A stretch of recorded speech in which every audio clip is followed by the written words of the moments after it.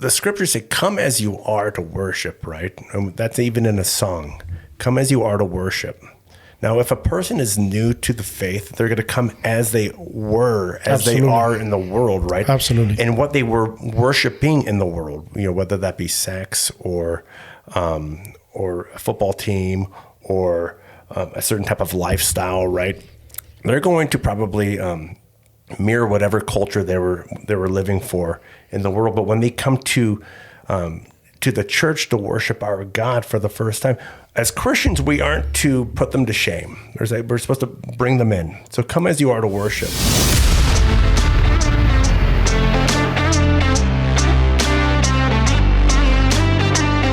This is the Men Refined podcast.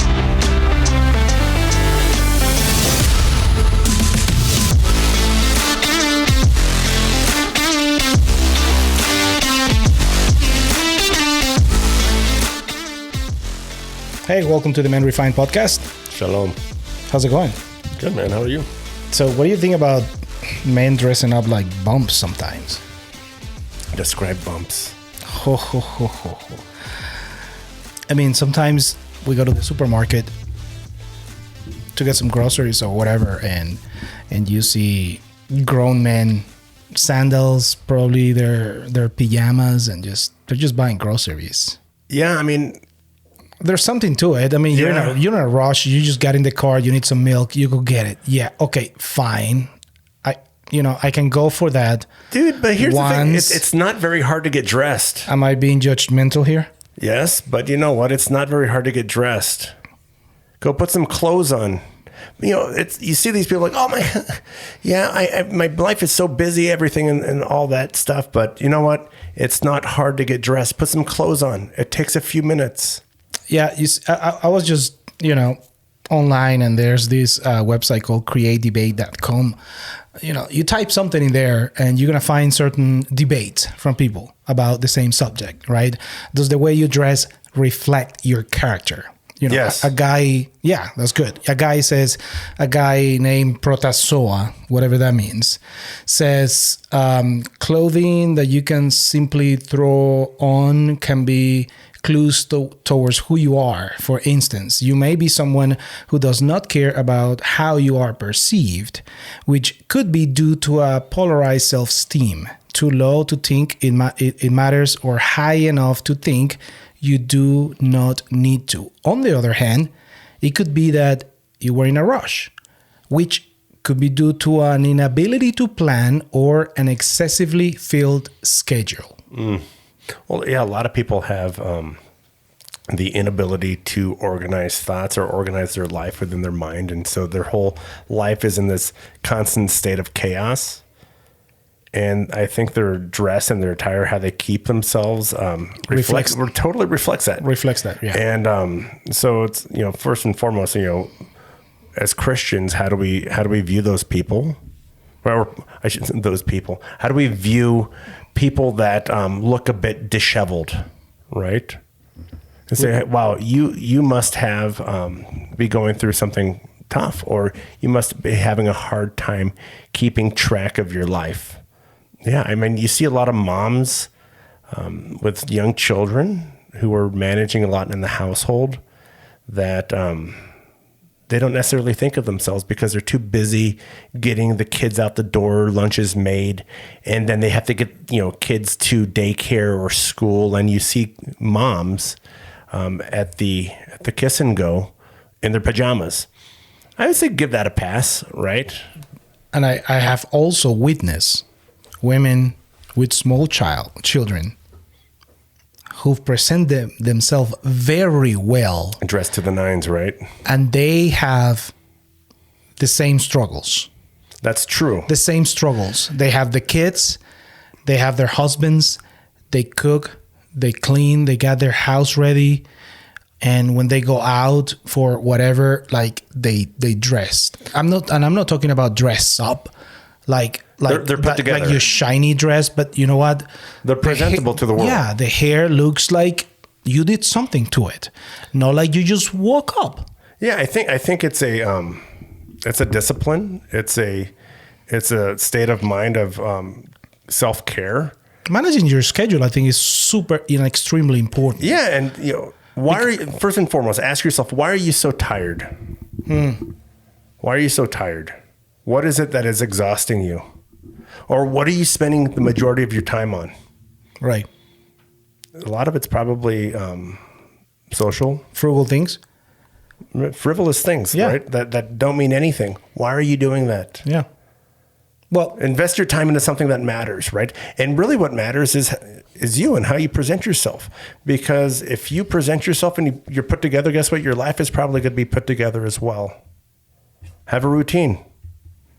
And that is such a key point. I just finished reading the book Atomic Habits from James Clear. And, bottom line, there's a certain point in the book, he says, just do a 1% of something, or just do a 10-minute, just show up at the gym just for 5 minutes. And eventually you will start coming into the gym and your mind will be somewhere else, will be better, in a better place. Oh, I just show up to the gym. Let me just stretch. Okay, I'm out, right? So little by little, I think is where you put your mind into and your habits. Once you start doing something, everything else will follow. If I need to stretch for 30 minutes, obviously I need to get up way early than my normal time when I wake up. Through my back injury, I'm waking up way early because I need to stretch. So I need to allow myself that time to stretch before even getting into a cold shower, which I hate, but have become a need for my injured back because it's just a need at this point. So the habit that started just trying something different last year, it has become a need that I have to do in order to come out better in the other side. Yeah, I think the point that you're making, that I'm hearing, is that when I was a child, I acted like a child. And when I became an adult, I put away my childish ways. And what are childish ways? It's doing what the flesh says is easy, right? It's saying, you know what? It's easier, it's faster. It's actually even more pleasurable to do something that is not good for me, right? And what I'm hearing that what you're doing is you're actually doing what is counterintuitive to what your flesh is saying. Yeah. And that's called discipline, right? Yeah. And so you're doing something that you know is good for you. It may not feel good to your flesh, but you know that it's ultimately good for you. And that's just being an adult. Yeah, and again, how do we dress? And I'm not saying dress to impress, but dress to show yourself, in a straight manner. Sometimes you got men, and we tend to be here in America, in the West. We sometimes don't worry much about how we dress because we don't care what people say about how we dress, right? But yet we do, because when someone criticizes it, we quickly have a rebuttal, a response to what they're saying to us. Of course. And we have an excuse of why we look like a slob or why we're doing things that are lazy. And it's just a way to pacify our lazy tendencies. I mean, we're just being sluggards, right? And we know what the Bible says about sluggards. So what do you think is so important to dress in a way that defines somehow who we're trying to project? Well, I think it's how do you want people to perceive you? And how important is that? Well, it could be very important to you, or it may not be important to you, and you just skate through this life doing the menial tasks in life just to get by. Why would somebody decide, or what would somebody say, well, it's important to me how somebody sees me. Perhaps now this is why I dress this way. Well, we see that in high school for sure, right? Because reputation is everything. And being associated with an identity is a big deal, right? Who are you associating with? What do you find cool? And really what you find cool is what do you find fashionable? And so that is what is the world telling you to admire, right? So you see this through a lot of music videos. You see the media telling you, hey, you know what? Live for you. Be as kid as long as you want, right? And it's okay. I see these these posts on Facebook where these grown people want to play like Duck, Duck, Goose and stuff. It's like, oh, that's embarrassing. Why do you want to be a little kid? You know, I mean, and it's stuff like that, right? It's like, why do you want to resort back to being a baby? Be a man.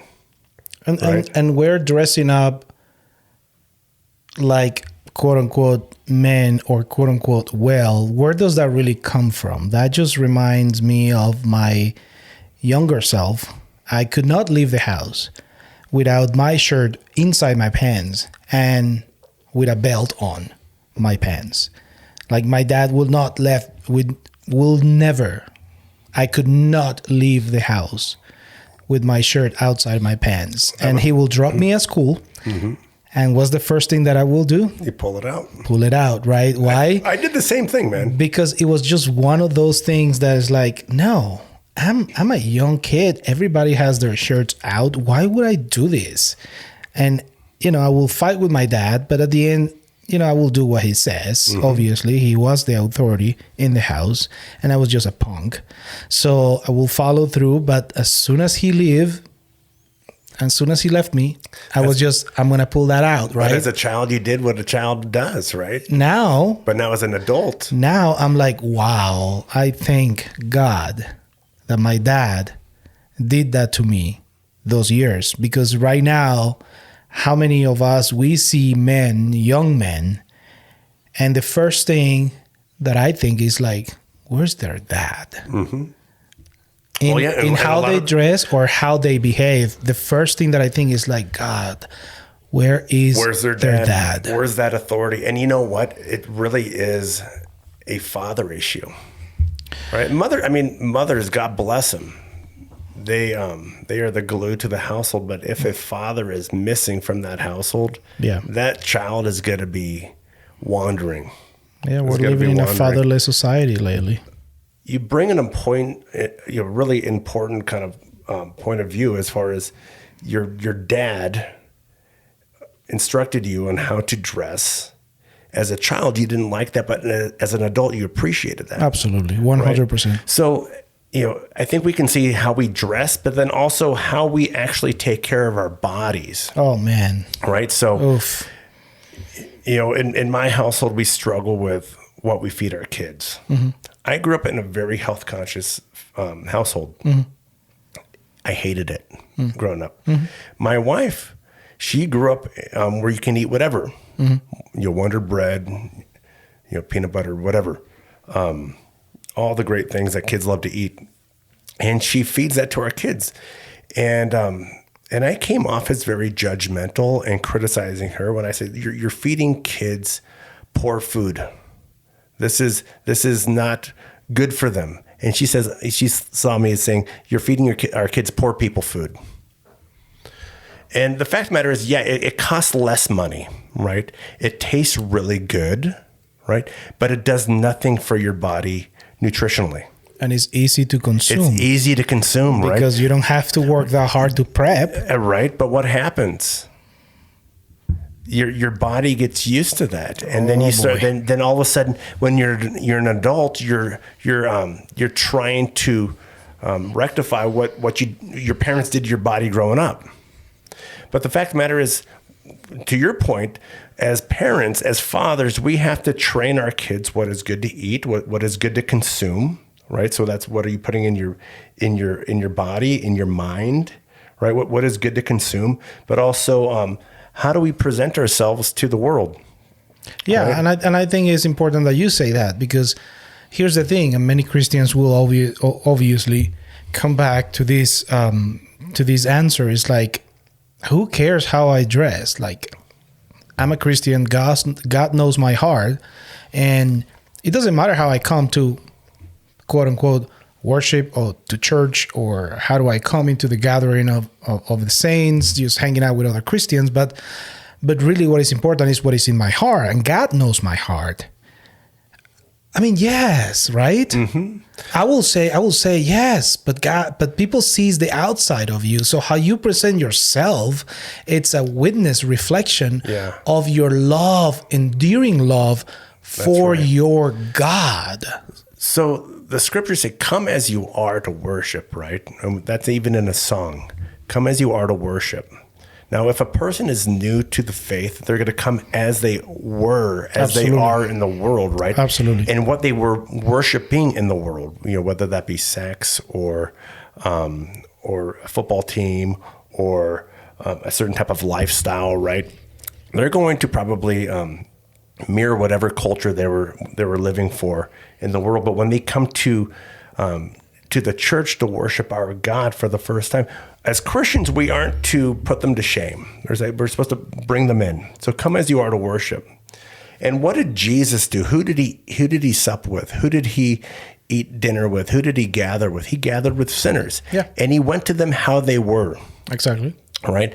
But how did they leave? How did they grow in Christ? Yeah. Did they stay the same? No, you changed. No, they changed. Absolutely. Right? So when you are a believer, a new believer, or even a maturing believer in Christ, you now reflect that, and you are no longer Your old self. Yeah, and you're a new creation. You're no longer wearing the fashion of the world, right, or the fashion of which your eyes were worshiping, right? Whether that be lascivious kind of culture, things happening, or even a football team, right? How about those who come to church with their favorite football team jersey? It's like, hey, listen, I get it, dude. You love the Broncos. Whatever, right? Yeah. But you know what? You're possibly saying, listen, I worship the Broncos, and I want you to know after the service, can you wrap it up, Pastor? Because I'm wearing this jersey because the game's on at 1. Game is on. I need to run out of here. Wrap it up, please. And no, I mean, you can see what the people worship, right? They wear it on their bodies. Yeah. And so as far as attire, like, can you wear clothing that is fashionable, but also that doesn't bring attention to a certain type of culture other than Christ, the Christ culture? You know what I mean? Yeah. I mean, obviously the way we dress communicates our personal style and our taste, but it also communicate respect and the things that we honor, right? If we have to be in front of a judge, obviously we're gonna go presentable in front of a judge, right? Very likely that's gonna happen. If we're going into a wedding, very likely that you're gonna dress as you going into a wedding. Have you seen those pictures of the mother-in-law wearing the wedding dress to the wedding? No. Oh, dude, it's funny. Why would that? But no, that's inappropriate, right? So you wouldn't wear a wedding dress to a person's wedding. I mean, there's things that are appropriate to wear and there's things that are not, right? Wearing a wedding dress to your own wedding, granted that you're a woman, right? Don't be the man wearing the wedding dress to your wedding. Yeah. Let me play this clip here that I think is important because I want to get to this point, and I think many of us as men, we just don't think that the way we dress reflects what we honor, what we want to do with our lives, how we want people to see us. Obviously, I think that's mainly how we dress sometimes. We want to be perceived as people that have it together somehow, that know what you're doing, right? As a man, you want to make sure you want to come across as somebody that at least knows how to put things together or yourself together. Yeah, and I think that's important as a man. I think most importantly, right, the way you present yourself should not be a distraction to the Holy Spirit. Definitely not. Definitely not. Should not be a distraction. There's so many types of distractions, right? If you got flies buzzing around you because you're stinky and your clothes haven't been washed, that's a distraction. There you go. Right? There you go. If you have, if you're wearing 3 sizes too small and your breasts are popping out of your shirt, right? The guys at church aren't going to be able to hear the work of the Holy Spirit. If right? we are a little bit on the heavyweight side, don't wear clothes that do not fit you well. And if you need help buying a new shirt, right? Ask for help. Ask for help, because you know what? I get it. Some people are out on their luck and they have to eat off the dollar menu at McDonald's, and so they get a little bit wide in the belly. Yeah. And their shirts that they had that they become like little boy shirts. I get it. So you need to dress like Ronald McDonald. You have to say, "Hey, Rafael, I need good food, but I also need a shirt. Can you help me out?" Yeah, right. Let's see if we can hear this. If you're going for a job interview, if you're at any critical point in your life, then you should dress the part, because you want to do everything you can to tip the scales not in your favor exactly, but in favor of having the right thing happen. But isn't that true? Like, so simple. Here's the thing. Dress the part. Dress for the part, right? And so the part is the appropriate attire for that, whatever you're doing, right? If you're going to, if you're going to go try out for a lifeguard position, you're not going to go in your football gear. Absolutely. Right? Yeah. You're going to go in, you're going to wear your swim trunks because you're probably going to be going in the water. Yeah. Right? Dress appropriately. Yeah. Right? Yeah, it's like, don't let people think like, oh, that's kind of odd.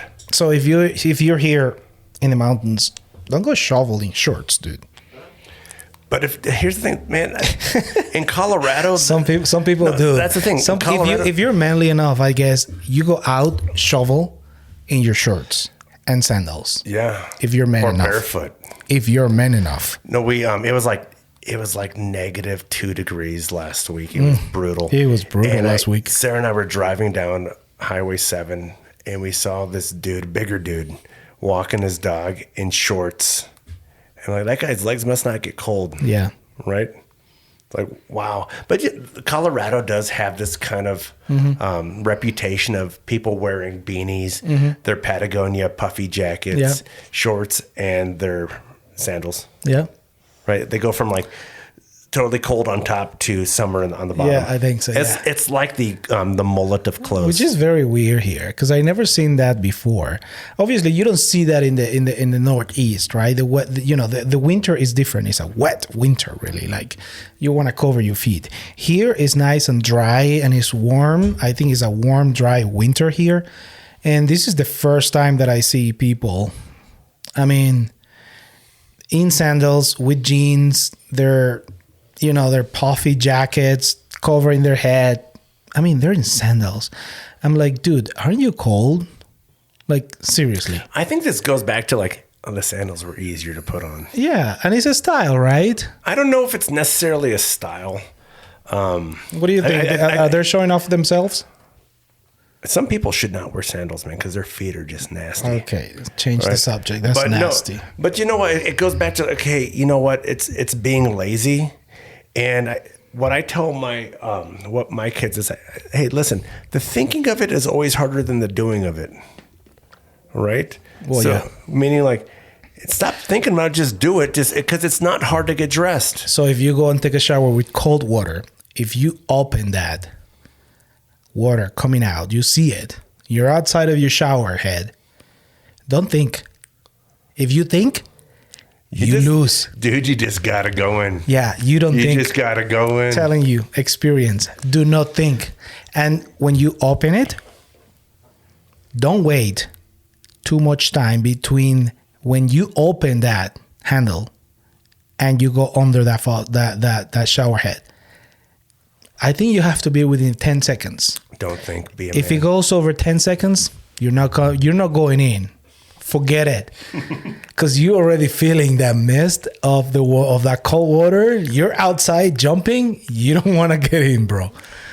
Don't think. As soon as you go get out of the shower, the cold shower, jumping, nothing's moving. Nothing's moving. You know, but you come out like a new man. You come out like a newborn baby. Yeah, a new man. That new man needs a lot of stretching now. Oh my goodness! In all your parts. No, but I mean, here's the thing. I think you've got a really good point. I think. Do you think dressing up enhances your confidence as a man? Absolutely. I think when you put yourself together, right, and you make yourself presentable, and you're looking like quote unquote your best self, of course you're going to have confidence with that, and I think you're going to be able to tackle the day a little bit sharper. Because when you already put yourself in the mentality of like being tired, right? And I'm using the word tired, as opposed to lazy, because I think, they're interchangeable. but you're already setting yourself up for a lazy day. Get yourself ready for the day. Can you elaborate? For me, it will be sometimes, when I'm sick, I rarely get sick, but when I'm sick, I'm sick. I just lay in my bed. Get well. 2 days and I'm out. But hurry up and get better. I tell you this: if I stay in my bed for too long, I feel yucky. If I get up, I take a shower, and I dress up, dude, I feel so much better. I could be dying inside. Yes. But my mind feels much better. Yeah. I'm clearer. Here's the thing. Sleep is so good for you. But as soon as you wake up, get up. Yeah. Start your day. Wipe the sleep out of your eyes. Right? But take a shower. Get your clothes organized. Cold shower. Sure, whatever, float your boat. Right? But take a shower, do your routine, get in the Word, and start your day. Yeah. Start it, right? And there's certain processes that you've got to do in the beginning of the day to ensure that you have a successful day, right? Abraham Lincoln says, if you task me to cut down a tree for 8 hours and you give me 8 hours to do it, I'll spend 6 of those hours sharpening my axe, right? Mm-hmm. Because if you don't sharpen your axe, if you don't sharpen your saw, you're going to be laboring in vain, right? And just like if you get out of bed and you're in your pajamas all day long, guess what? You're going to get nothing done. You may get some stuff done, but it's really going to be frivolous. It's going to be nothing. And I think as a man, you have to find out. You have to self-evaluate yourself. You need to have some sort of self-awareness about yourself, what works, what doesn't work, and trying to push yourself to certain limits, right? And set up, I'm not going to say goals, but, set up certain habits so you can follow through on them. Because, man, it's so crazy how the habits that you add into your lifestyle can change you for better. If you really put your mind into, and not just your mind, because you actually have to do them. You have to put your body into it. Yeah. Right? Yeah. I mean, your mind, okay, I'm going to create this habit, but man, little by little, again, cold shower is like, oh my God, cold shower, it's going to hurt. The first few days, it is going to hurt, but eventually, guess what? You're not going to want to think about it. You want to open that shower head and you just want to get in. Now you have developed that habit. So like that, I think is everything. Make your bed in the morning. That's a habit. For me, it's something in my mind. I'm trying to be as organized as I can, as much as I can. I don't like things too disorganized. It messes with my brain, like literally. If I go in my room, whatever, if the bed is not made, like the first thing that I'm going to do, I'm just going to make my bed. I'm just going to make my bed because when I go into the room, I want to see, wow, clear things, simple things, right? I don't want things disorganized. I want to see my baseboards. You go to some people's houses and they have stuff all over. You can rarely see baseboards anymore. I mean, it's like organization, and for some people, they just think it's too much work sometimes. And reality is that they just don't want to they don't want to take the first step on just do what it needs to be done. They're thinking too much on, oh my God, I have to tackle this. Oh my God, I just came from this trip and my bag, all these clothes is still in my bag. Why am I going to take it out? I mean, I'm going on a trip 3 months from now, so they just can stay there. There's people like that. Well, yeah. I mean, you look at it's the obsession with pleasure and the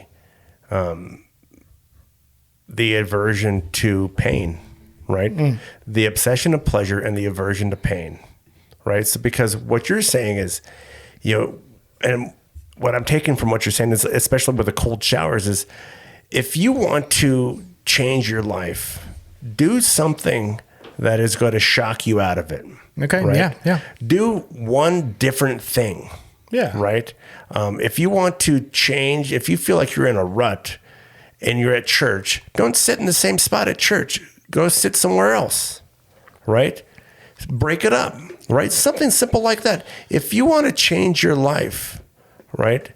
And you see that your clothes, let's say you're in a depression, you're in a hard spot. You don't need to go totally off the handle and spend your life savings on a new wardrobe, but getting yourself put together resets yourself and allows you to think more clearly. It's kind of like a detox, right? But the fact of the matter is, I think most people are so exhausted with the decisions that they've made in their life and they're so addicted to the pleasure that they seek, whether that be food or the idea of something, like for example, like the idea of getting a puppy. The idea is always really great. The actual living in it is exhausting, right? The idea of having a camper. Oh, if we just buy this camper, so nice. It's going to inspire us to be outside more. Sure. No, how about this? How about you just be outside more, right? Doing whatever. And if you ended up liking camping, why don't you rent a camper? You see these people. I mean, these are these impulse decisions that people make. You know what? If I buy a boat, it'll get my family closer together. Actually, how about you just be close with your family? You don't have to have a material thing. And this is the allure of materialism. So, which can be on a negative when putting yourself together, right? There's people that are too focused on the material things, right? Like the Pharisees, and they start dressing really, really nice, right? Well, it's distracting, and it takes the focus off of Christ. Everything that we do should always be centered around Christ and not be distracting to the purpose, the message, right? The mission of Jesus Christ, right? So should you dress above and beyond with your purple suit and shiny shoes and have your hair slicked at church? I don't know, maybe. Depending on what kind of church you're going to. It depends on if you're, how Baptist you guys are, right? That's right. But again, you go to another church and they're very modest in their dress, and they may even seem a little poor, right? With very beige clothes, and they've got the drop ceiling.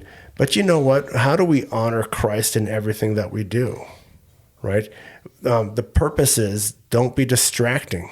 Right. You don't want to create distractions. So you can be distracting by towards yourself. Yeah. You can be distracting by looking like a sluggard, or you can be distracting by looking like a showboat. Yeah. Right? Too shiny. Yeah, exactly. So I think, first and foremost, be a man. Don't be lazy.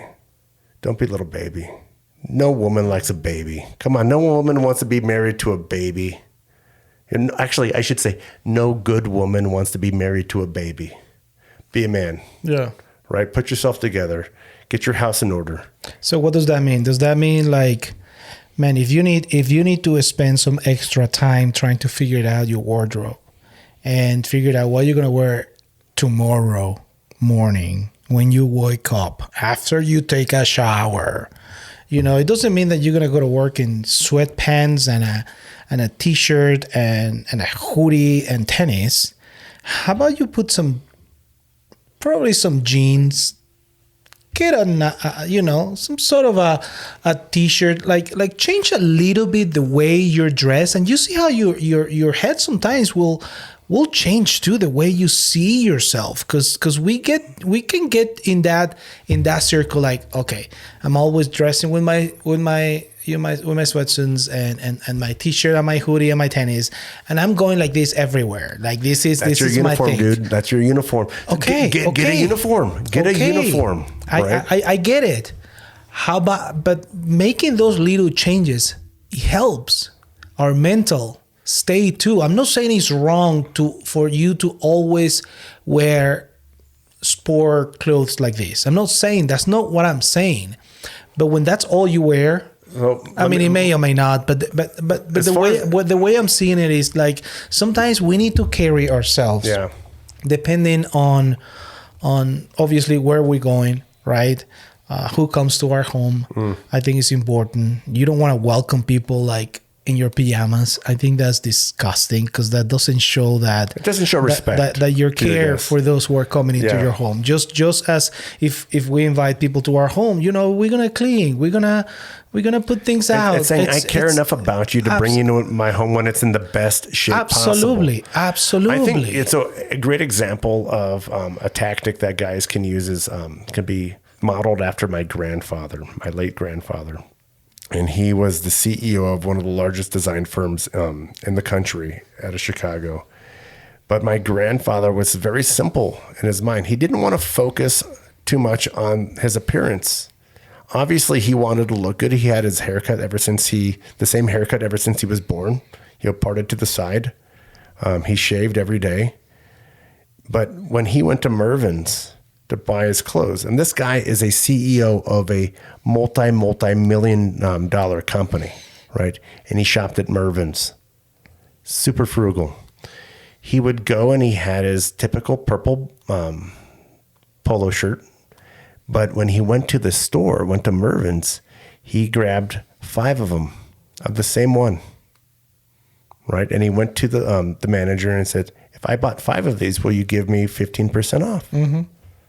Right? Then he would buy the same kind of khakis, but then he would get his yellow shirts, right? And he had specific shirts and he bought multiple because when that purple one wore out, he had another one already in stock in his closet. Mm-hmm. Mm-hmm. Right. And then he used the old one as a rag to wash his car.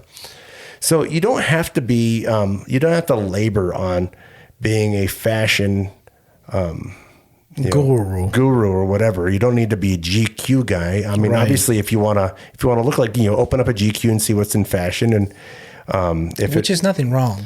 Right. And that's fine. But you know what? You don't have to go over the top, but just make sure that you're prepared, that you have clothes to wear.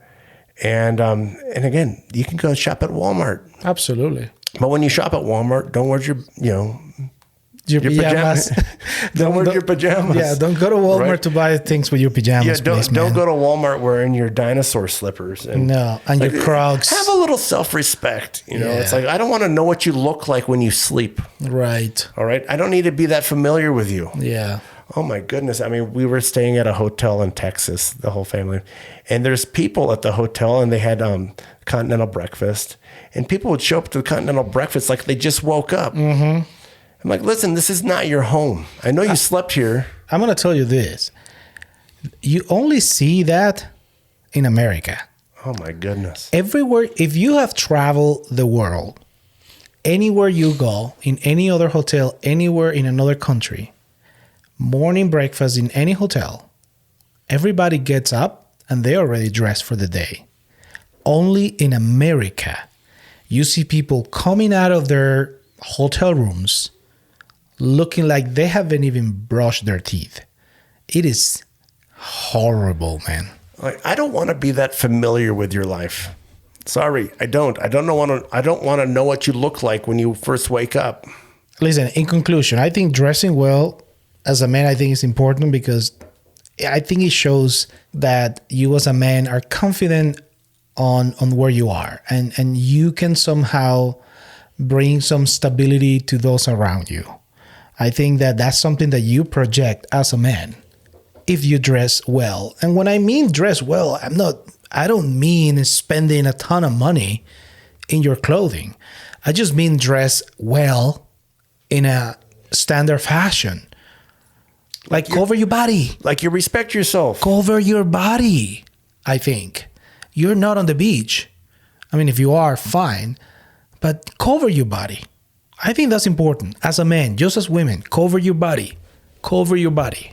What do you think? Do you cover your body? I have to, or else a lot of people be screaming and running away. I don't want to repel people. But also, really, I don't want a lot of women to blush and want to leave their man because they see me not covering my body. That's what happened. We need to respect those who are around us, right? And we need to dress appropriate. Thank you so much for listening to the Men Refined podcast. If this provides you any value whatsoever, just share it with somebody else. Rate this episode. If you are in Spotify or Google Podcasts, just make sure you rate this and share it with somebody else. Thank you again. It's my pleasure. What will be one thing that you will say to a man who hasn't dressed in a week? Who hasn't dressed in a week? Yes. Grow up. Be a man. I like that.